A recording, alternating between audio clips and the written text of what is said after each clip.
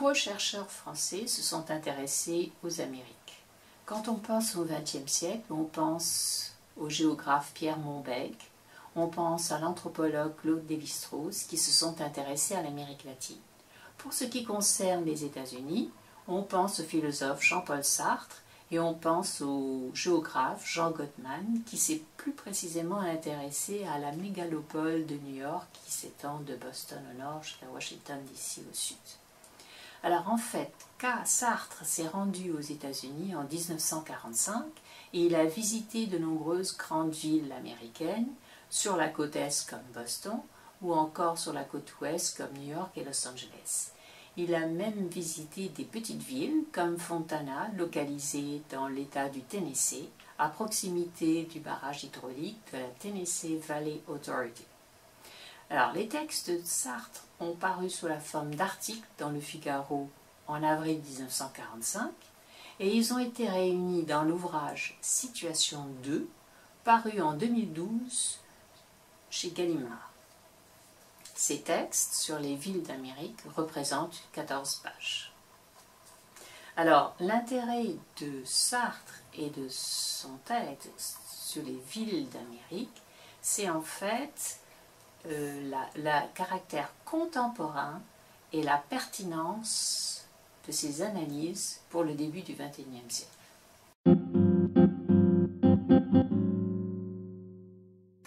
Alors, dans le texte sur les villes des Amériques, Sartre n'inclut pas New York. Alors, cela s'explique en partie du fait qu'il s'est rendu à New York plus tard dans l'année en 1945. Mais différencier New York des autres villes américaines, cela peut être perçu comme un trait de génie, parce que les Américains font la distinction entre New York, la ville économique par excellence, de Washington, la capitale politique, des autres villes américaines. Et avec la globalisation, New York représente, comme l'a indiqué Saskia Sassen dans ses travaux, la ville globale par excellence, parce que c'est là où se concentrent les capacités d'invention dans l'ingénierie financière, à l'heure de l'universalisation du capitalisme et de sa financiarisation, ce qui permet à l'économie globale de fonctionner.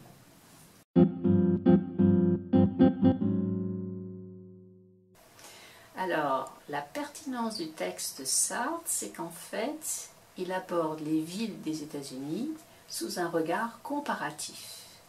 Il prend distance par rapport aux villes américaines et il les compare aux villes européennes. Et on pense notamment au traité sur la ville européenne dans l'histoire européenne de Leonardo Benevolo, qui a été préfacé par Jacques Le Goff en 1996. Et Sartre écrit « La cité, pour nous, est un passé, pour eux, c'est un avenir. » Plus loin, dans le texte sur New York, ville coloniale, « Les mythes des Américains ne sont pas les nôtres, et la cité américaine n'est pas la nôtre. Elle n'a ni la même nature, ni les mêmes fonctions. Et pourtant, on les aime. »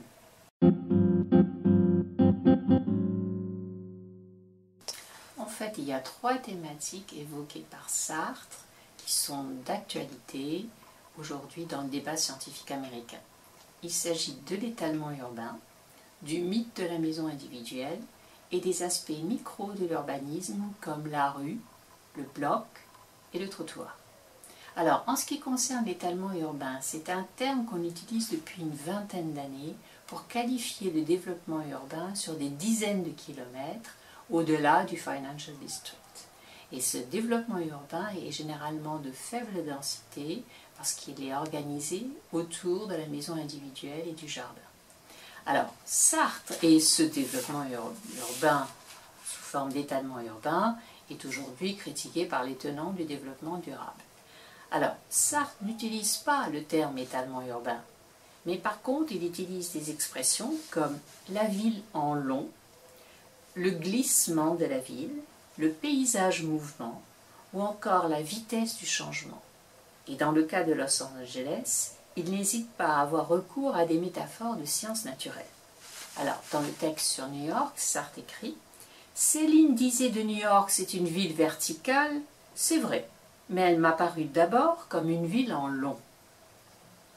Aujourd'hui encore, je dirais que cette longueur, cette horizontalité de la ville américaine qu'il faut retenir plutôt que la verticalité que l'on retrouve dans les villes asiatiques et dans les villes en Amérique latine. Sartre explique le dynamisme de l'étalement en faisant référence à la rotation du cycle immobilier parallèlement à l'ascension sociale des ménages américains. Et il est vrai qu'aux États-Unis, on dit aujourd'hui « When you are moving up the social ladder, you are moving further out ». Au fur et à mesure que vous grimpez l'échelle sociale, vous vous déplacez encore plus loin du centre-ville.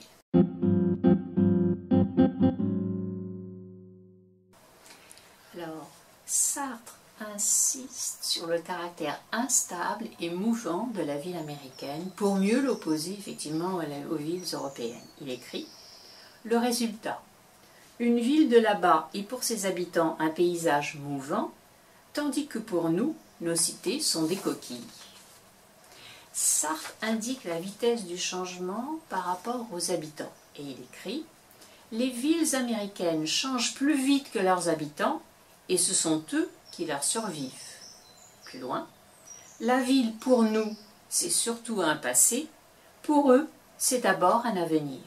Ce qu'ils aiment en elle, c'est tout ce qu'elle n'est pas encore et tout ce qu'elle peut être. »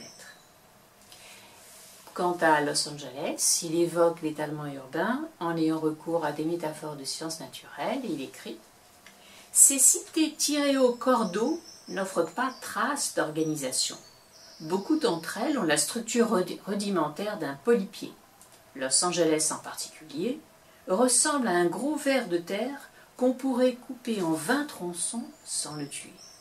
Si vous parcourez cette énorme agglomération, probablement la plus grande au monde, vous rencontrerez successivement 20 villes juxtaposées, rigoureusement identiques les unes aux autres.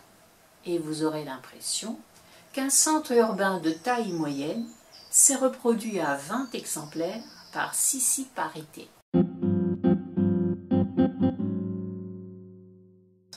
Alors, les visiteurs qui parcourent les villes aux États-Unis peuvent faire la remarque de Sartre sur la maison individuelle. Sartre écrit « Quelles sont les impressions d'un Européen lorsqu'il débarque dans une cité américaine ? D'abord, il se dit qu'on lui a monté le coup. On ne lui parlait que de gratte-ciel.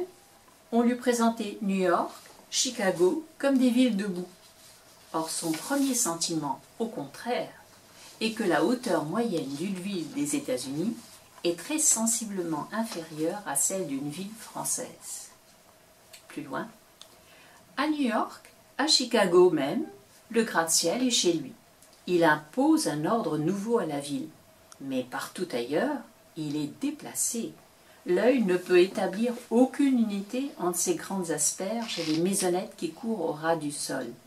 Il cherche malgré lui cette ligne si bien connue dans les villes européennes, la ligne des toits, et il ne la trouve pas. » Plus loin, « Enfin, l'Américain moyen est hanté par l'image de la maison individuelle pour laquelle on fait une publicité considérable, qui sera, nous dit-on, 100 fois plus confortable que les habitats d'aujourd'hui, et dont la construction par quantité massive entre certainement dans les projets de conversion industrielle qui prennent naissance un peu partout en ce moment. » Je terminerai cette remarque sur la thématique de la maison individuelle par l'interprétation que donne Sartre à cette maison individuelle.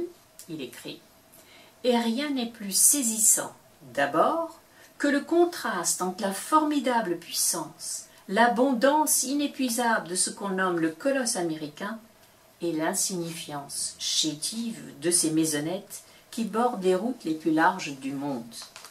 Mais rien ne marque mieux à la réflexion que l'Amérique n'est pas faite, que ses idées, ses projets, sa structure sociale et ses villes n'ont qu'une réalité strictement provisoire. » Et cette interprétation de Sartre qui met l'accent sur le caractère provisoire illustre bien les débats en cours aujourd'hui aux États-Unis à la suite de la crise des subprimes.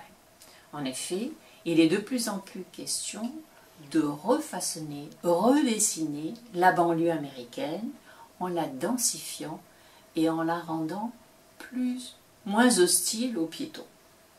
On parle aujourd'hui du New Urbanisme, du Green Urbanisme, du Walkable Urbanisme, et tous ces mouvements ont pour objectif de transformer la banlieue américaine. On pense également à l'ouvrage d'Anne Forsyth, publié il y a quelques années, qui s'intitule « Reforming Suburbia », ce qui montre bien l'idée d'un changement dans les banlieues américaines.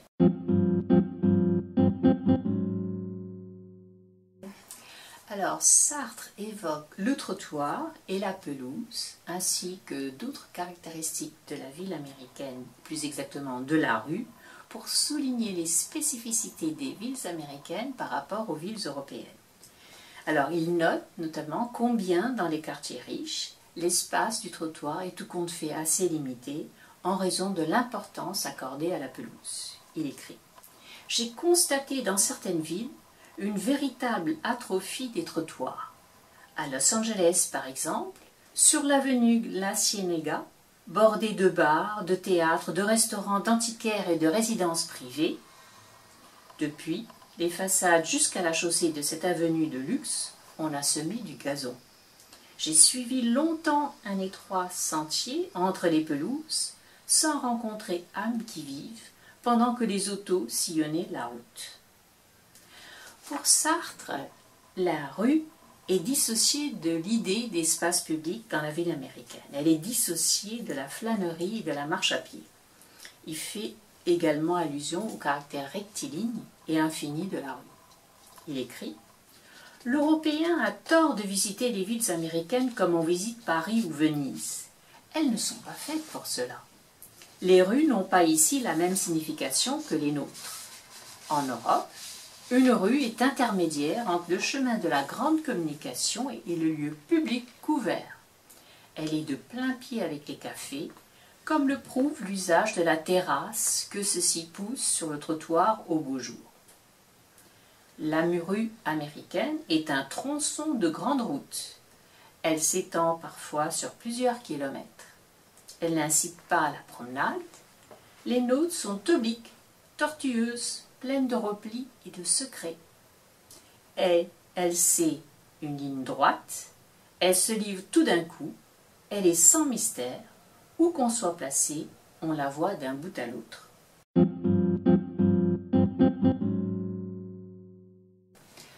On peut formuler deux critiques à l'égard du texte de Sartre. Il n'a utilisé ni le terme banlieue, ni celui de ségrégation. Alors qu'on sait que, pour ce qui concerne la banlieue, les États-Unis ont fait de la banlieue résidentielle le cadre privilégié de la famille américaine dès le XIXe siècle, et l'État américain a mis au point des outils juridiques et financiers pour permettre à la majorité des Américains de s'installer dans la banlieue. Donc, en 1990, on a d'ailleurs parlé des États-Unis comme d'une nation suburbaine, parce que la majorité des habitants des États-Unis vivaient en banlieue. On peut aussi regretter la non-référence au terme de ségrégation sociale, ségrégation raciale dans les villes américaines. Mais Sartre a parlé du racisme. Alors, en lisant ce texte où il note le racisme américain à l'égard notamment des Noirs, on peut noter l'avancée des États-Unis pour ce qui concerne l'émancipation des Noirs. Il est vrai qu'aujourd'hui, quand on se réfère aux grandes villes américaines, on parle de villes majority minority cities, c'est-à-dire des villes où aucun groupe ethnique ou aucun groupe racial ne représente la majorité. Et bien entendu, quand on pense au président Obama, il représente la figure symbolique par excellence de l'émancipation des Noirs dans la ville américaine. À partir de ce regard comparatif sur les villes européennes, Sartre en déduit que les villes américaines se ressemblent pour trois raisons. Elles expriment un air de provisoire, elles reflètent l'immensité de l'espace géographique qui les entoure, et elle véhicule un sentiment de liberté et une ouverture au monde. Il écrit « Provisoire et fragile, Informes, inachevées, elles sont hantées par la présence de l'immense espace géographique qui les entoure. Plus loin, sans doute elles se ressemblent toutes, et c'est une déception quand vous arrivez à Wichita, à Saint-Louis, à Albuquerque, à Memphis, de constater que derrière ces noms magnifiques et prometteurs se cache la même cité standard, en damier, avec les mêmes feux rouges et verts qui règlent la circulation et le même air provincial. Plus loin, et puis on finit par aimer ce qu'elles ont en commun, cet air de provisoire.